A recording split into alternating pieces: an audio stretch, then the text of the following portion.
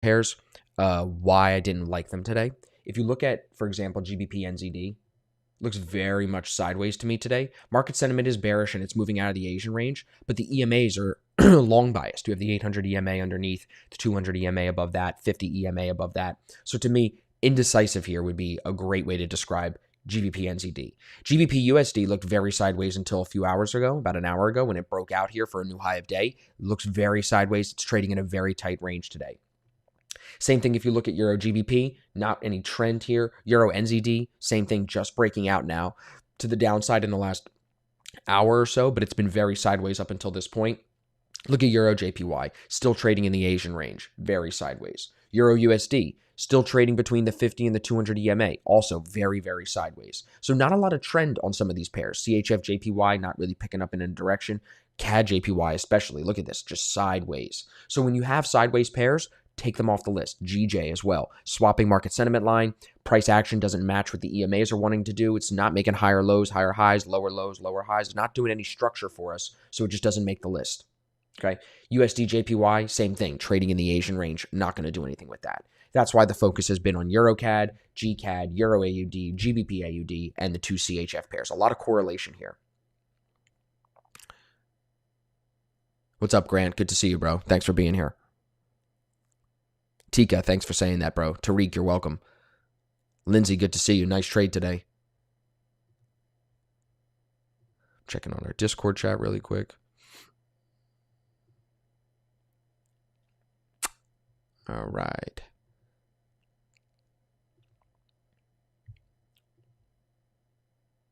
Look, you guys want an inside look at the A1 deep dive? Whoop, too bad. Can't give it to you.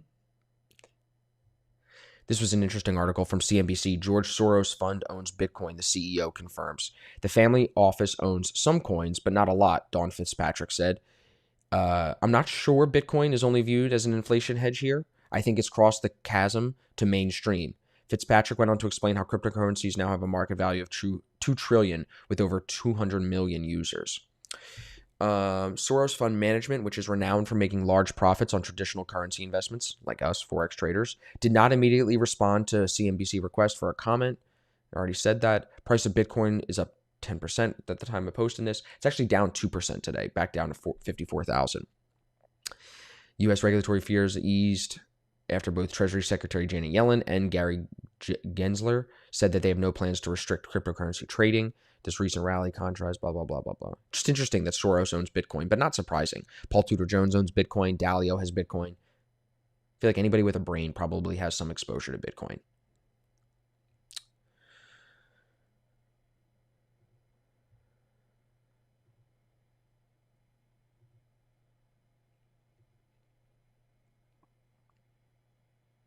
So your NZD was sideways to me, Tariq.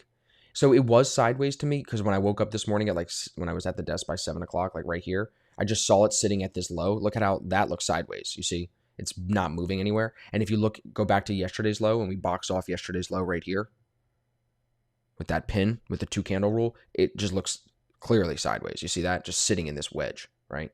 You have prices making lower highs. Whoops. Yeah. Price is making lower highs, but it's flat right there. Now that it's broken out of this wedge, maybe a retest to here and then another move lower. That would be probably something to look for. Just got the crash course, extremely excited. You can never have too much knowledge. Awesome. And then when you finish the crash course, Grant, let me know. I want to get you into the toolkit. I really think that the transition from the crash course into the toolkit into the starter pack is the most seamless transition. And if you do take advantage of the link that I posted in the live chat, if you guys do take the toolkit, you actually get $250 off the starter pack. The marketing team wanted to throw a little deal in on the end there, and I don't tell people that on Instagram or anything like that, but if you watch the toolkit, you're going to get a great deal on the starter pack. So it's a seamless transition. Got to give the marketing team credit for building that. Got to give them credit for that. Oops. Now it's setting up new tabs. All right. Don't need that. Okay. I hope that answers your question. Yep. You got it. Okay, good. Good, Tariq. We could transition. I got couple of 1 hour ideas to talk about. This was back on the 5th, so this was Monday. Little 2 candle formation on the A1 here off that 21 EMA.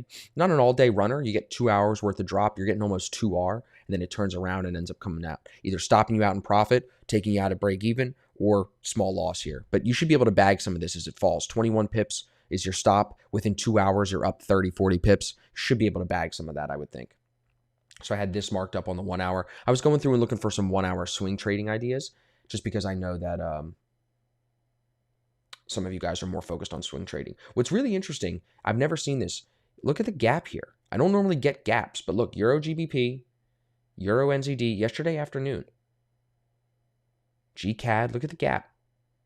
I wonder why. I didn't get any news. I didn't get anything like coming across the desk, so I don't know what caused that gap. It's just interesting. You should increase live stream. Do them more. No, I like keeping you guys wanting more. You know? And truthfully, I trade really well on the days where I do not have to stream. Like I said, today I'm not in any trades. For some reason, when I'm streaming, I'm always more focused on the stream than I am on the trades. But really, the only good idea today that is in alignment with the ASFX systems is either USD CHF or GBP, Euro AUD. These are the two trades that I would see as like ASFX trades so far today. And yesterday you had very, very few, if any. Yesterday was dumb quiet, so quiet yesterday. It was like painful to stare at the charts. This is a choppy setup here on EuroCAD. That's why I think it's going to break out here and move to the upside. Let's go to the 1 minute. Maybe we can find some structure. You know how much I love my higher highs, higher lows. So if you look, you got some little trend line building in here. You actually kind of have a channel forming now if you look, because you're making higher highs. So it looks like we're forming some type of a channel here on the 1 minute. Tighten this down a little bit. Like that. See how well that holds up.